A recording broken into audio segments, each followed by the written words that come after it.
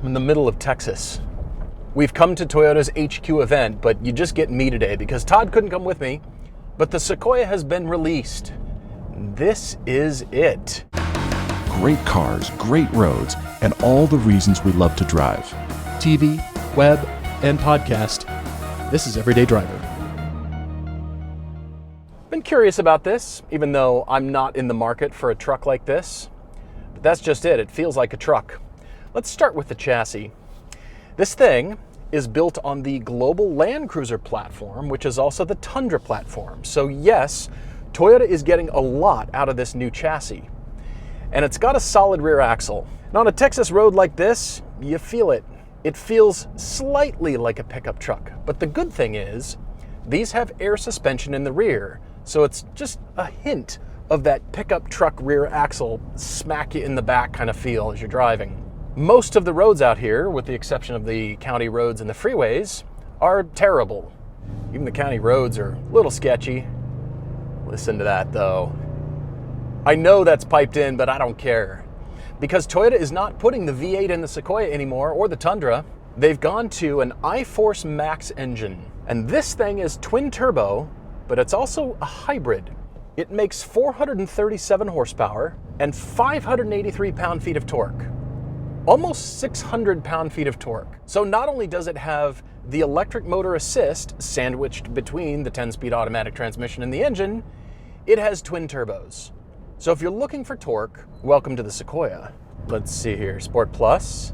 Yeah, you can hear the turbo whistle. Just like on the Tundra, same engine. But that's just it. Toyota is only doing one engine in one Sequoia. That's it. Where they make it up is all the trim levels. 5 different trim levels, as a matter of fact. So no matter which one you buy, you're getting this powertrain. And it's really good. Not only is it designed in California and built in Texas, it's just for North America. I'm driving in Texas, and it's very appropriate here. All right, let's get on it. Come on. Listen to that.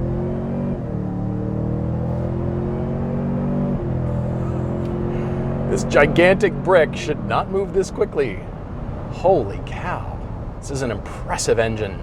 I am thoroughly entertained by the Sequoia. The engine is very powerful. I love the turbo whistle, and it's great for road trips. Oh yeah, fuel economy. So I'm at 16.4 miles per gallon, which is not the greatest. But when you're buying a Sequoia and you're buying a truck like this, nobody cares, right? Now, this is not a rock crawler. Nobody said it's a rock crawler. Nobody cares if it is or not. This is where you switch to 4 high and 4 low. You gotta push in the button and then you can move the switch. You take this off-road and you get actually fairly extreme, and then you road trip in this thing and tow with it and fill it full of family and food and gear. When you use it to its max, that's when I like a truck or a car. It just seems accessible like that. Oh, and you get a max gauge. How fun. Now, when it comes to styling, it seems like for years, Toyotas were never big enough, right? They sort of solved that with the last generation, but now it is definitive. The Sequoia is huge. Look at the proportions. You would think that there's body panels shared on the Tundra, but this is unique. And even though it's huge, the grille is not shared. It's a unique grille to the Sequoia. When you're designing an off-roader, what defines that off-road rugged look is the wheel arches. And Toyota is doing something that many people in the industry are doing right now. It's a wheel arch, but it stops before you get to the rocker or the front spoiler. So look at this, a large flat that's almost reversed. It's a very complex stamping. The interior shapes are quite blocky, and we're now in the Toyota design phase of a nice line and arc followed by a trapezoidal kind of shape that makes something interesting but still relatable. And the shapes just kind of run into each other. It's very bold everywhere. It's just large shapes that define the interior. It's new for Toyota. I think it's going to age pretty well. 14-inch screen, and it's huge. But the wall that it's mounted on actually kind of makes it look small. It sort of fits in here really nicely. And Toyota's touchscreen and their entire system has been dramatically improved. You might think it looks a little bit close to Tesla's, but it's nice because you still have an instrument panel, a real one right here that's also a screen. Actual buttons everywhere, they make sense, they're well laid out. we're now back in that era where one button does one thing. It's still here, but it makes sense and it's easy to use. All right, drive modes with this knurled wheel right here. So as soon as you start moving it, you've got 6 different drive modes all the way up to Sport Plus. But the interesting thing is it gives you a digital graphic and it shows you the components of the car that your drive mode affects. So from normal to sport, that is just the engine and transmission. And then when you go all the way to Sport Plus, well, now you're affecting the entire suspension system. Everything about it, as soon as you get in and start driving, it just kind of makes sense. The best part though is the seating. Every trim level of the Sequoia, except for the SR5, is a 7-seater. They've got the captain's chairs. The SR5 has a bench seat, meaning it's an 8-seater. But the big news in the cargo space back there is because Toyota has introduced a cargo shelf that can hold up to 220 pounds, and it's got 3 tiers. You can store it all the way down in its storage space, but then you've got 3 different tiers to actually maximize your luggage, so you're not just stacking stuff on top of each other and hoping it doesn't fall over. Toyota has solved that for you. It's very easy to use. You just take it out and it just sits there. It's a plank, and it divides all your gear, all your stuff. So look at the back seats. They're very hard to get out because they can't come out. They split 60-40, but when they're folded, they do not make a perfectly flat load floor. They slide back and forth 6 inches on each side of the 60-40 split, and they recline. They've got a power recline. There's 3 buttons per seat back, and you've got the shelf system. Every cubby is enormous. There's cup holders everywhere. The center console is like a Coleman cooler. And have you noticed? There's OSGs, there's grab handles at every door. So it's not just the front passengers, it's not just the driver, but the back passengers get it too. There's so many little things that people look for when they're shopping, and it isn't about the driving experience. And if you're looking at a Sequoia, how does it fit your life? I'm intrigued because the market really wants SUVs. And the biggest thing that you hear when you go to a dealership is the salesperson will say, "It drives so car-like, don't you think?" That's been going on for years. But the Sequoia still drives like a truck because it is a truck underneath. It is body on frame, and it is that Land Cruiser Global platform with the solid rear axle, and the Tundra shares that too.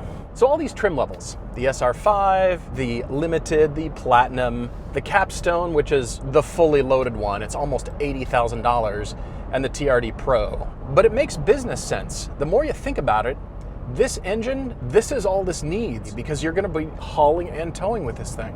But when it comes to towing, even though properly equipped, just over 9,500 pounds, which is very impressive, you have to be careful in speccing the right one because not all of these Sequoias tow 9,500 pounds. Some of them, like the Capstone, 22-inch wheels, and it's just under 9,000 pounds. So be careful how you spec the Sequoia out with the off-road package and which trim level that you get. Straight roads as far as the eye can see, which means all I'm thinking about is the ride quality. So in comfort mode, I'm feeling more of that kick, that solid rear axle back there. I guess I do want it in Sport. Nope, Sport Plus, that's where the suspension changes. That actually, even though it's a little bit stiffer, it takes out a lot of that vibration out of the rear axle. That's interesting. Comfort is not what you think. I suppose if you're fully loaded and you're towing, that's what you want, but for normal driving, you want Sport Plus. That justifies it. Sport Plus. I mean, this road is very average as far as the condition, but right now it doesn't feel like a pickup truck. For normal driving, you want Sport Plus all the time because it gives you that responsiveness, but there's no steering feel. You're not looking for that when you're driving this thing. I'm fascinated that it does feel a little bit smaller than it is when you're moving fast. And the cool thing is you get a color HUD. Toyota has come to play. They have put a lot of thought into this thing. This is gonna work for so many families, but the issue is its size. It's big and heavy. It doesn't move like that, but I think that will overcome what most people associate with giant heavy SUVs. If it didn't have good acceleration, if it didn't feel like it was kind of light on its feet, I don't think people would buy it. But get this, Toyota is expecting their sales volume to triple on these. They know that they've got a winner, and they're expecting the sales to reflect that. Sport Plus is what you want in this. It takes that judder out of the rear axle. It sounds properly truck-like, so see, everybody can be happy. The kids in the back are spilling everything. Yeah, but you get the cubby back there too. It's very nice. But brace yourself. I mentioned the capstone price, but this is a fully loaded platinum too. It's $73,900. That is not nothing. For the buyers of this thing, I think they're going to be really happy. And I also think there's going to be a cult following like there is with Land Cruisers. Because cars last a long time. If you build them right, chassis, the engineering, the tech, they've put a lot of thought into this. The Sequoia is almost like Apple products. Apple does not consult with their consumers and their buyers to see what they want. They bring out a new product, it's very well thought through, and they hand it to consumers, charge them a lot of money and say you will buy it and you will like it. And that is how they have built an empire. The same thing is going to happen for the Sequoia.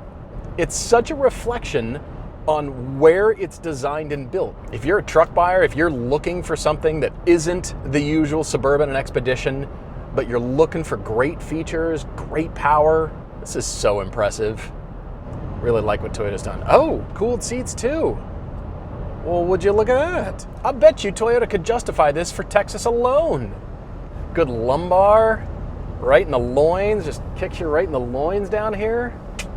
It's good. Nicely done, Toyota. Oh, and up here, you even get a cubby with a 12 volt. You can put your radar detector up there. You can plug in, anything you want.